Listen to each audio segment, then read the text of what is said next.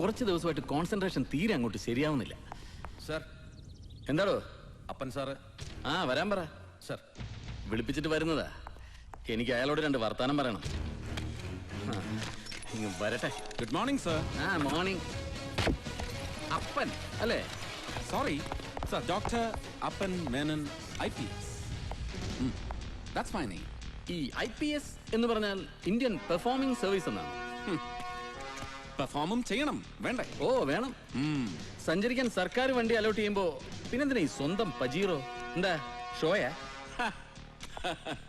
Show അല്ല, cash ഉള്ള വീട്ടിലാണേ.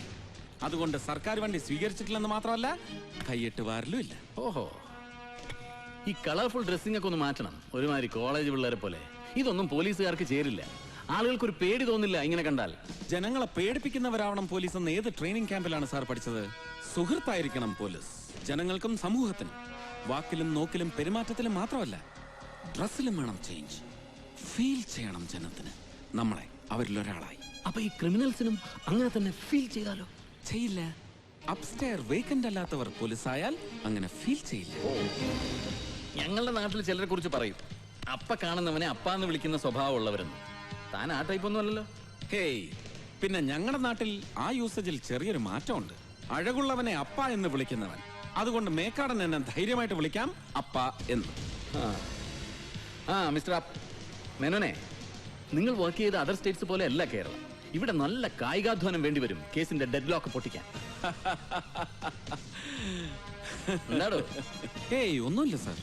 ഒന്നുമല്ല, താൻ എന്നെ ഒന്ന് ആക്കിയതാ. എടോ, പേരിന്റെ മുമ്പിൽ ഡോക്ടർ എന്നൊന്നും ഇല്ലാന്നേ ഉള്ളൂ. ഞാനും നല്ല അസല് പോലീസുകാരനാ. അല്ലെന്ന് പറഞ്ഞോ സാർ ആരെങ്കിലും? ഈ കോംപ്ലക്സ് ഉണ്ടല്ലോ, ഇൻഫീരിയോറിറ്റി കോംപ്ലക്സ്, അത് മനസ്സിൽ നിന്ന് ആദ്യം കളയണം. അപ്പൊ ഫ്രസ്ട്രേഷൻ മാറും. ഫ്രസ്ട്രേഷൻ മാറിയാൽ കോൺസെൻട്രേഷൻ കിട്ടും. കോൺസെൻട്രേഷൻ കിട്ടിയാൽ ദാ ഇതൊക്കെ വെരി സിമ്പിൾ.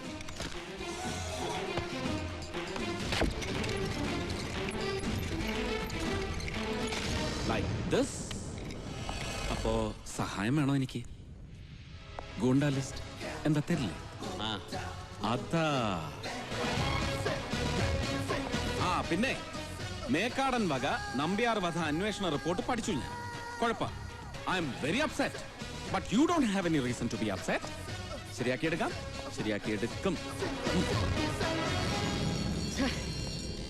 ആള് കൊള്ളാല്ലേ സാർ?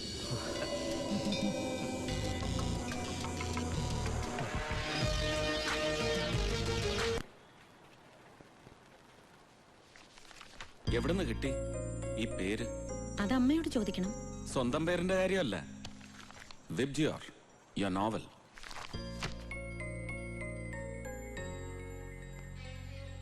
മഴവില്ല് ഇഷ്ടമായിരുന്നു കുട്ടിക്കാലം മുതലേ. ഗുഡ്. മഴവില്ല് ഇഷ്ടപ്പെടുന്ന, മുഖത്ത് നനുത്ത രോമങ്ങളുള്ള, നീളൻ കൈവിരലുകളുള്ള വിബ്ജിയോറിന്റെ സൃഷ്ടാവിന് എങ്ങനെ കഴിയുന്നു ഒരാളെ കൊല്ലാൻ? What you mean? കൃഷ്ണൻ നമ്പ്യാരുടെ മരണം, അതിന്റെ പിന്നിൽ സൂസനും സൂസന്റെ സംഘടന ദിശയുമല്ലേ? ലൈൻ കൊള്ളാം. ക്രിമിനോളജിയിൽ ഡോക്ടറേറ്റ്, യങ്, ബ്രില്യന്റ് എന്നൊക്കെ പത്രങ്ങൾ വാഴ്ത്തിയപ്പോ ഈ മിറക്കിൾ ഞാൻ പ്രതീക്ഷിച്ചില്ല. ഒറ്റ ദിവസം കൊണ്ട് തന്നെ കണ്ടുപിടിച്ചു കളഞ്ഞല്ലോ നമ്പ്യാർ വധക്കേസിലെ കൊലയാളിക്കൂട്ടത്തെ. മിസ്റ്റർ അപ്പൻ മേനോൻ, എന്റെ ജീവിതം തന്നെയാണ് എന്റെ സന്ദേശമെന്ന് പറയാനുള്ള ധൈര്യം കാണിച്ച ഒരേ ഒരാളെ ഇന്ത്യയിൽ ജീവിച്ചിരുന്നുള്ളൂ, ഗാന്ധിജി. ആ ഗാന്ധിജിയുടെ സ്വപ്നങ്ങളെ പ്രാവർത്തികമാക്കാൻ പ്രവർത്തിക്കുന്ന സംഘടനയാണ് ദിശ. നമ്പ്യാരെ പോലുള്ള ഒരു അഴിമതിക്കാരനോട് എന്തുമാത്രം വിയോജിപ്പുണ്ടായാലും ഒരിക്കലും ഞങ്ങൾ കൊല്ലില്ല. മുന്നിൽ ഗാന്ധി, പിന്നിൽ ഗോഡ്സെ, മുന്നിൽ ബുദ്ധൻ, പിന്നിൽ ഹിറ്റ്ലർ. ഇന്ത്യയിലും ലോകത്തിന്റെ വിവിധ ഭാഗങ്ങളിലും പ്രവർത്തിക്കുന്ന എല്ലാ തീവ്രവാദ പ്രസ്ഥാനങ്ങളുടെയും ഗ്രൂപ്പുകളുടെയും തന്ത്രമാണ്. സമൂഹ മധ്യത്തിൽ സ്വീകാര്യത നേടാൻ ഇതിലും നല്ല വഴി വേറെ ഇല്ലെന്ന് അവർക്കറിയാം.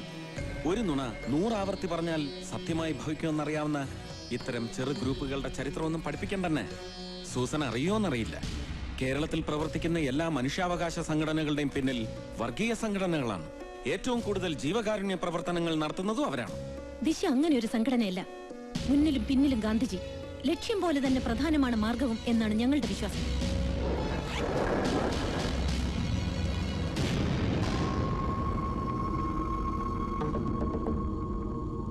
ആദ്യം ഒരു സ്വകാര്യ TV ചാനലിലും പിന്നെ ഈ പത്രങ്ങളിലും വന്ന വാർത്തകളുടെ പിന്നിൽ ദിശയല്ലേ? അതെ. ഓക്കേ, എവിടുന്ന് കിട്ടിയ ഈ വിവരങ്ങൾ? സംഘടനാ ഓഫീസിലെ ലെറ്റർ ബോക്സിൽ നിന്ന് കിട്ടിയ ഒരു CD.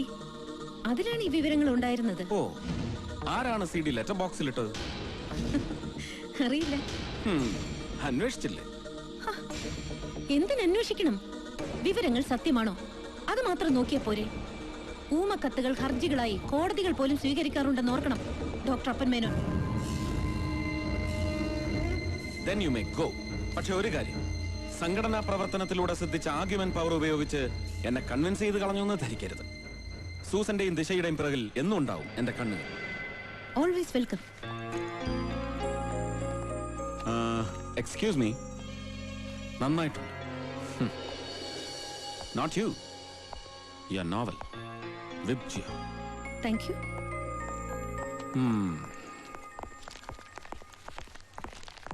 സാർ, മേക്കാടൻ സാർ തന്നിച്ച ഗുണ്ടാലിസ്റ്റാണ്.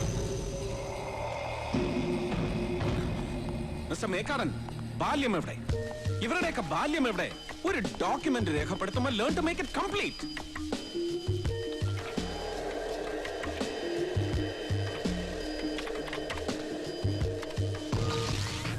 ആന്റണി, ഏജ് 24, കേസുകളുടെ എണ്ണം 6, ഡ്രഗ് അഡിക്റ്റ്. 21-ാം വയസ്സിൽ കോളേജിൽ പഠിക്കുമ്പോൾ ആദ്യത്തെ കേസിൽ പ്രതി.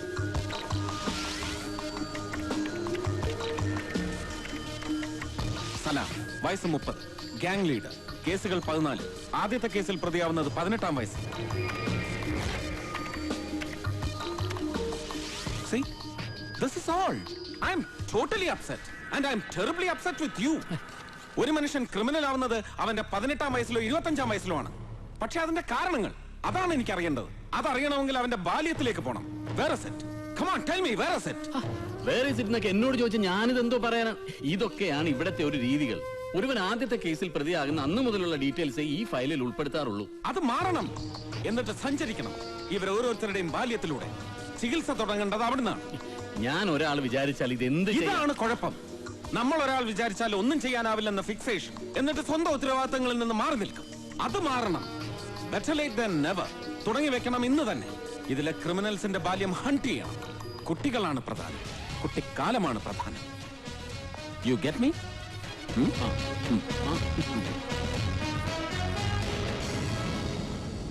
എന്ത് ഭ്രാന്ത. വേണ്ട, ഒന്നും പറയണ്ട. അപ്പേട്ടന്റെ സ്ഥിരം പതിവായി ദേഷ്യപ്പെടല്. എങ്ങനെ ദേഷ്യപ്പെടാതിരിക്കും വൈക? നിനക്കറിയാത്തോണ്ടാ. ചില ക്രിമിനൽസ് കുറെ കാലം കഴിയുമ്പോ മനോരോഗികളായി തീരും, കുറ്റബോധം കൊണ്ട്. പിന്നീട് നല്ല കാര്യങ്ങൾ ചെയ്യാൻ വേണ്ടി ആന്റി സോഷ്യൽ എലമെന്റ്സിനെ തീർക്കാൻ തുടങ്ങും, ആരും അറിയാതെ. കൃഷ്ണൻ നമ്പ്യാരുടെ വധത്തിൽ അങ്ങനെ വല്ല ഇടപെടലും നടന്നിട്ടുണ്ടോ? അതാ ഞാൻ ഗൂണ്ടാ ലിസ്റ്റ് ചോദിച്ചത്. പക്ഷെ ആ ലിസ്റ്റ് ഉപയോഗിക്കാൻ പറ്റില്ല എന്ന് വന്നാ ഞാൻ എന്താ അയാളെ കൺഗ്രാജുലേറ്റ് ചെയ്യണോ? ഞാൻ മേക്കാടന്റെ കാര്യമല്ല പറഞ്ഞത്, സൂസൻ മേരി തോമസിന്റെ കാര്യം. അവരെ വിളിച്ച് ക്വസ്റ്റ്യൻ ചെയ്തില്ലേ? കൊലപാതകം അന്വേഷിക്കുന്ന ഒരു ഉദ്യോഗസ്ഥനെ സംബന്ധിച്ചിടത്തോളം അവരും സംശയിക്കപ്പെടേണ്ടവരാണ് വൈക. സൂസൻ മേരി തോമസിനെ കുറിച്ചും അവരുടെ ജീവിതത്തെ കുറിച്ചും അറിയാവുന്ന ആരും അങ്ങനെ പറയില്ല. അപ്പേട്ടൻ തീർച്ചയായിട്ടും അവരെ പോയി കാണണം, എന്നിട്ട് സോറി പറയണം. സോറി? എനിക്ക് വേണ്ടി അപ്പേട്ടൻ അത് ചെയ്യണം. അപ്പേട്ടൻ ഒരു പെൺകുട്ടിയും ചീത്ത പറയുന്നത് എനിക്കിഷ്ടമല്ല. ഞാൻ എന്ത് തെറ്റിയതാലും അപ്പേട്ടൻ ഒന്നും പറയാറില്ലല്ലോ. എനിക്ക് നിന്നോട് സ്നേഹമല്ലേ വൈക? അതുപോലെ സ്നേഹിക്കണം എല്ലാരെയും. സൂസനെയും? സൂസനെയും ഒരു ഫ്രണ്ടായിട്ട്, നല്ല ഫ്രണ്ടായിട്ട്. Okay okay.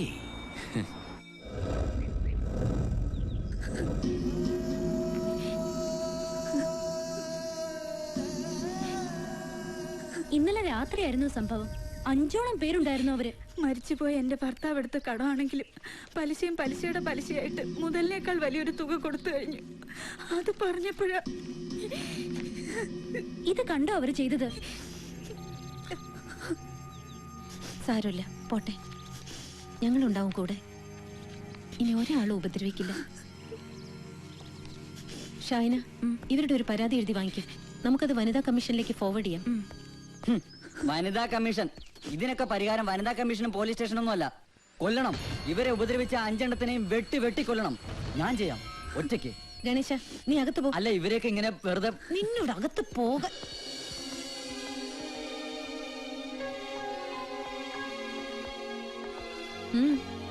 എന്തു വേണം? സോറി, സൂസനോട് ഇവിടെ വന്ന് സോറി പറയണമെന്ന് ആവശ്യപ്പെട്ടു. ആര്? DGPയോ? DGP ഒന്നുമല്ല. DGP ആവശ്യപ്പെട്ടാലും ഞാൻ അനുസരിക്കില്ല. ഇത് വൈഗ, എന്റെ ഭാര്യ. അവൾ എന്താവശ്യപ്പെട്ടാലും ഞാൻ അനുസരിക്കും. We are deeply in love. You get me? ഞാൻ വൈഗ ഒന്ന് വിളിക്കാം. വൈഗ, ഡൺ. സൂസനോട് സോറി പറഞ്ഞില്ലേ? അതെ, അവിടെ നിൽക്കുക. ഓക്കെ, പിന്നെ വിളിക്കാം. വൈഗ, മോശമാണ്. വീട്ടിലൊരു ഗസ്റ്റ് വന്നിട്ട് ഒരു ചായ വേണോന്ന് പോലും ചോദിച്ചില്ല. So sorry. എടുക്കാം. ഹേയ്, വേണ്ട. പറഞ്ഞു ചെയ്യേണ്ടവളല്ല, അറിഞ്ഞു ചെയ്യേണ്ടവളാണ് സ്ത്രീ. പോട്ടെ.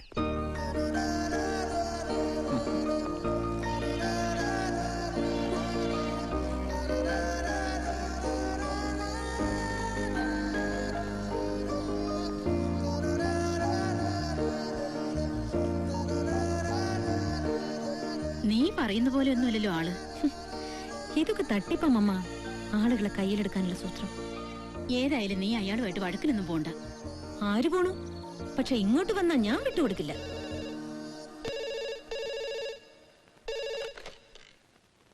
ഹലോ, ആണോ? ശരി, thanks. Political leader Sulaiman Sahib, his corner. നമ്മൾ കൊടുത്ത പരാതിയുടെ അടിസ്ഥാനത്തിൽ അന്വേഷണത്തിന് ഉത്തരവിട്ടു ഇന്നത്തെ മന്ത്രിസഭാ യോഗം. അന്വേഷണം വിജിലൻസിന് തന്നെ. അപ്പൊ പിന്നെ പേടിക്കണ്ടല്ലോ.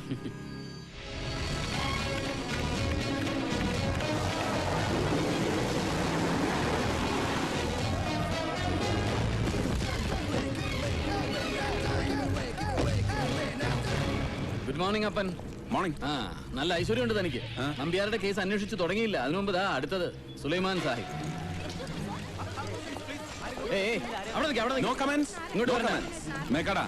ഇന്ന് വൈകിട്ട് മറ്റ് പ്രോഗ്രാംസ് ഒന്നും ചാർട്ട് ചെയ്തേക്കരുത്. We have a meeting with the നടക്കില്ല. ഞാനിന്ന് വൈകിട്ട് ഭാര്യയുടെ കൂടെ പള്ളി പോകാൻ നേരിട്ടിരിക്കുക. അതൊന്നും മാറ്റി വെക്കാൻ പറ്റില്ല. മാറ്റി വെച്ചേ പറ്റൂ. പള്ളിയും പള്ളിക്കൂടം ഒക്കെ പിന്നെ ഡ്യൂട്ടി ഫസ്റ്റ്. ദൈവത്തിനുള്ളത് ദൈവത്തിന്, സീസർക്കുള്ളത് സീസർക്ക്. അതാണ് പണ്ട് തൊട്ട് മേക്കാടന്റെ ലൈൻ. എന്റെ ലൈൻ അങ്ങനെയല്ല. ദൈവത്തിനുള്ളതും കൂടി സീസർക്ക്. Time is God and work is worship. കാലമാണ് ദൈവം, അധ്വാനം ആരാധന. So be there on time. Okay?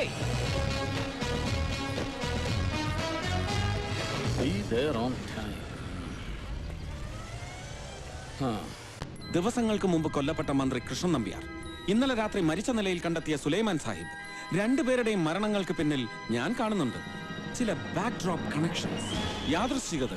അഴിമതിക്കേസിൽ ആരോപണ വിധേയരായി അന്വേഷണത്തെ നേരിടാൻ തുനിയവയാണ് രണ്ടുപേരും കാലം ചെയ്തത്. ഞാൻ വിശ്വസിക്കുന്നു ഈ രണ്ടുപേരുടെയും കൊലപാതകങ്ങൾക്ക് പിന്നിൽ പ്രവർത്തിച്ച മസ്തിഷ്കം ഒരാളുടേതാണ്. ഒരുപക്ഷെ ഒരു വ്യക്തിയുടെ, ചിലപ്പോൾ ഒരു കൂട്ടം വ്യക്തികളുടെ, അല്ലെങ്കിൽ ഏതെങ്കിലും ഒരു സംഘടനയുടെ. അപ്പൻ വെറുതെ ഇഷ്യൂ ഡൈവേർട്ട് ചെയ്യുകയാണ്. ഒരാളുടെ മസ്തിഷ്കം ഉണ്ടാവാം, ഐ അഗ്രി വിത്ത് ദാറ്റ്. പക്ഷെ ഒരു സംഘടനയൊന്നും ഈ കൊലപാതകങ്ങളുടെ പിന്നിലില്ല. മേക്കാടാ, കുറച്ചു നാളുകൾക്ക് മുമ്പ് വയനാട്ടിൽ നിന്ന് ഒരു സംഘം ആദിവാസി യുവാക്കൾ ആന്ധ്രയിലെ നക്സലൈറ്റ് സംഘടനയായ പീപ്പിൾസ് വാർ ഗ്രൂപ്പിന്റെ പരിശീലനം നേടാൻ പോയിരുന്നു എന്ന് റിപ്പോർട്ട് ചെയ്തിരുന്നു ഒരു സ്വകാര്യ TV ചാനൽ. ശ്രദ്ധിച്ചു കാണുമോ? 70കളിൽ പൊലിഞ്ഞുപോയ തീവ്രാഭിലാഷങ്ങളുടെ സ്വപ്നങ്ങൾ വീണ്ടും തളർക്കുന്നുണ്ട് സർ. ബീഹാർ മുതൽ ഇങ്ങ് ആന്ധ്രാപ്രദേശ് വരെയുള്ള സ്റ്റേറ്റുകളിൽ മരണത്തിന്റെ മണമുള്ള ആ കാറ്റ് വയനാടൻ മലനിരകൾ കടന്ന് നമ്മുടെ നാട്ടിലെത്താൻ അധികം സമയമൊന്നും വേണ്ട. നമ്മളപ്പോൾ എന്ത് ചെയ്യണമെന്നാണ് മിസ്റ്റർ അപ്പൻ പറയുന്നത്? സർ, ദാമോദരൻ കർത്ത, ഇന്നലെ മരിച്ച സുലൈമാൻ സാഹിബിന്റെ രാഷ്ട്രീയ ജീവിതത്തിലെ ചങ്ങാതി, ഇന്നലെ മന്ത്രിസഭാ യോഗത്തിൽ പ്രഖ്യാപിക്കപ്പെട്ട വിജിലൻസ് അന്വേഷണത്തിന്റെ പ്രതിപട്ടികയിൽ 2ാം പേരുകാരൻ കർത്തയാണ്. നമ്മൾ ഫോളോ ചെയ്യേണ്ടത് ഇയാളെയാണ്. പക്ഷെ കർത്ത അറിയരുത് നമ്മുടെ നീക്കങ്ങൾ. ഷാഡോസ്, നിഴലുകളാവണം നമ്മൾ കർത്തയ്ക്ക് പിന്നിൽ.